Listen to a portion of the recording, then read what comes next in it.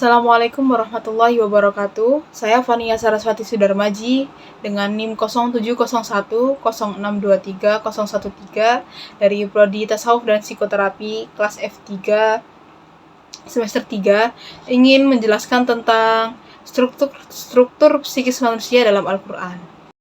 Nah, sebelum masuk ke pembahasan struktur psikis manusia dalam pandangan Islam, kita perlu kembali ke belakang lagi, yaitu kembali ke teori psikoanalisanya si Sigmund Freud. Nah, Sigmund Freud ini bilang kalau manusia itu ada memiliki tiga aspek utama, yaitu id, ego, dan superego. Nah, id ini berisi semua kebutuhan tubuh, yaitu seperti makan, minuman, istirahat, dan dorongan untuk seksual. Nah, itu adalah id, yaitu seperti kayak jika kita memenuhi id tersebut atau id seperti itu, id tersebut, maka kita akan meraih kesenangan atau kepuasan. Nah, itu adalah id. Lalu yang kedua ada ego. Nah, ego itu seperti seperti kayak realistisnya, penengahnya antara id dan juga realita. Nah, perannya itu sebagai mediator antara id dan realita tersebut. Lalu yang ketiga ada superego. Superego ini mewakili aspek-aspek moral. Bisa dibilang kayak superego ini yang memiliki superego ini kayak hati nurani gitu loh, yang memisahkan antara kesalahan dan juga kebenaran. Nah, lalu kemudian ada struktur psikis manusia dalam Islam atau dalam Al-Quran.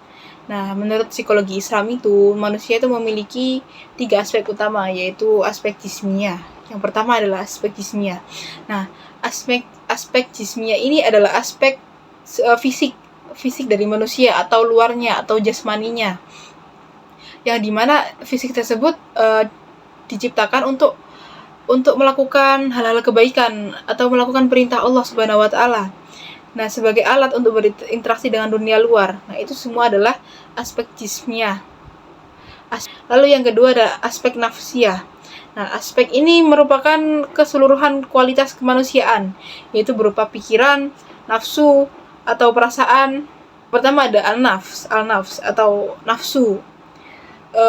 Al-nafs ini dipahami sebagai istilah yang meliputi kekuatan atau daya marah dan keinginan atau syahwat dalam diri manusia. Nah, nafs ini juga dijelaskan dalam Al-Quran tuh bisa berpotensi positif jika kita pandai untuk mengaturnya atau mengendalikannya. Lalu yang kedua ada akal atau daya pikir manusia. Nah, ini tuh dimensi intelektual yang dimana meliputi sebagai pengetahuan, pemahaman, logika, hukum, etika. Itu semua itu ada di al-aql atau akal. Nah, akal itu digunakan untuk meneliti, untuk memahami, menghayati alam semesta, untuk berpikir, apa sih, kenapa sih? Nah, seperti itu. Itu merupakan bagian dari al-aql. Lalu yang ketiga ada al-qalb atau hati. Qalb kan hati. Nah, tapi dalam Al-Quran tuh nggak artinya tuh nggak melulu hati aja, tapi juga berarti membelokkan sesuatu dari arahnya. Nah, tapi yang dimaksud itu seperti iman, takwa kepada Allah Subhanahu wa taala, akhlak, ibadah. Nah, lalu yang ketiga ada aspek ruhaniyah. Nah, aspek ruhaniyah ini ada 2, yaitu ar-ruh dan al-fitrah. Nah, ar-ruh ini sesuatu yang lembut dan halus. Ya, seperti namanya, seperti yang kalian tahu pada umumnya, ruh. Nah, itu adalah meliputi seluruh keadaan makhluk dan tidaklah ia bertempat pada sesuatu yang sifatnya lokal dan mikro. Nah, ruh ini juga tidak dapat diukur besar kecilnya seperti apa. Lalu yang kedua ada al-fitrah.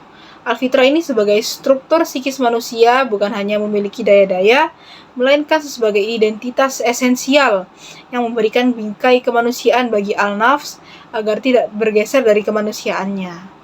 Lalu bab selanjutnya yaitu potensi pembelajaran fisik dan psikis dalam Al-Quran.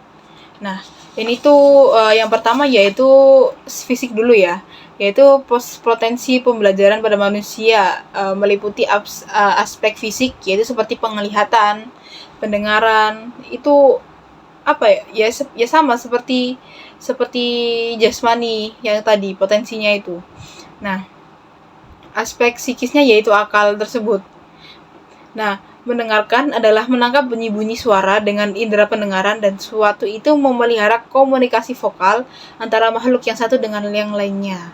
Itu contohnya, salah satu contohnya. Kemudian kita beralih ke sebab selanjutnya, yaitu dorongan fisiologis, psikologis, dan spiritual dalam Al-Quran. Nah, ini tuh sebelum masuk ke sini, kita tuh harus lebih dulu mengetahui apa yang dimaksud dengan dorongan. Nah, dorongan itu adalah kekuatan penggerak yang membangkitkan kegiatan dalam diri makhluk hidup dan memotori tingkah laku serta mengarahkannya pada suatu tujuan atau berbagai tujuan. Nah, dorongan-dorongan ini juga mendorong seseorang untuk melakukan perbuatan yang bermanfaat dan perbuatan yang sesuai dengan tujuan hidup. Seperti itu.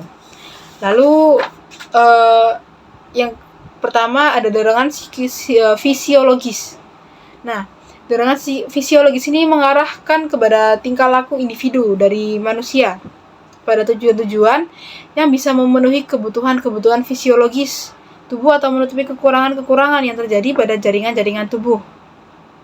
Nah, di antara karakteristik yang diciptakan oleh Allah adalah dorongan fisiologis.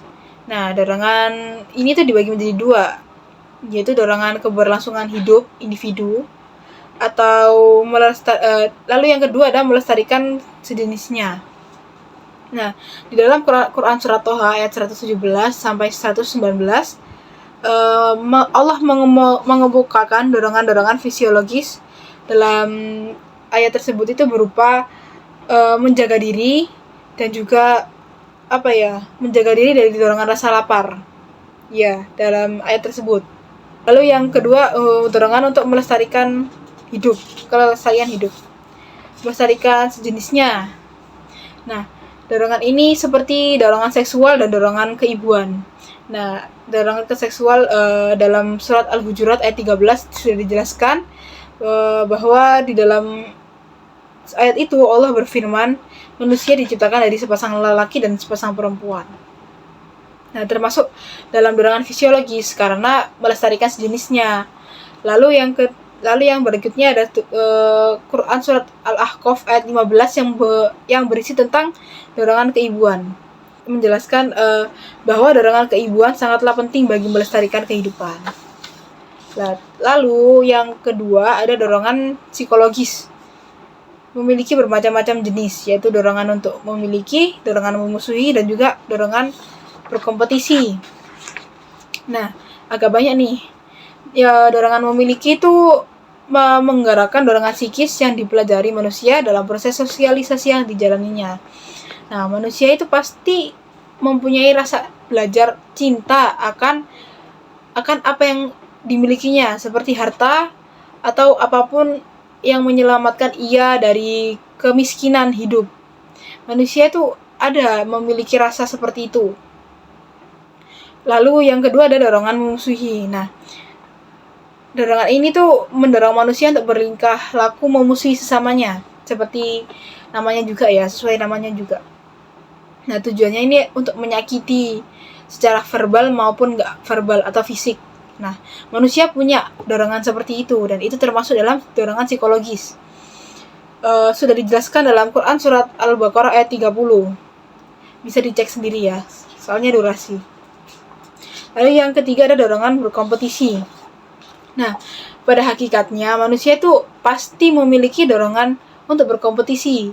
Bahkan dalam Al-Quran pun kita disuruh untuk berlomba-lomba dalam kebaikan kan, berkompetisi dalam kebaikan. Nah, itu juga termasuk dorongan psikologis. Lalu yang terakhir, sebab terakhir ada dorongan spiritualis. Dorongan ini tuh dorongan yang berhubungan dengan aspek spiritual dalam diri manusia. Contohnya seperti dorongan untuk beragama, bertakwa kepada Tuhan, terus cinta kebaikan. Nah, itu semua itu ada dalam dorongan spiritualis. Demikian yang dapat saya jelaskan. Mohon maaf atas kesalahan atau kekurangannya. Saya akhiri. Wassalamualaikum warahmatullahi wabarakatuh.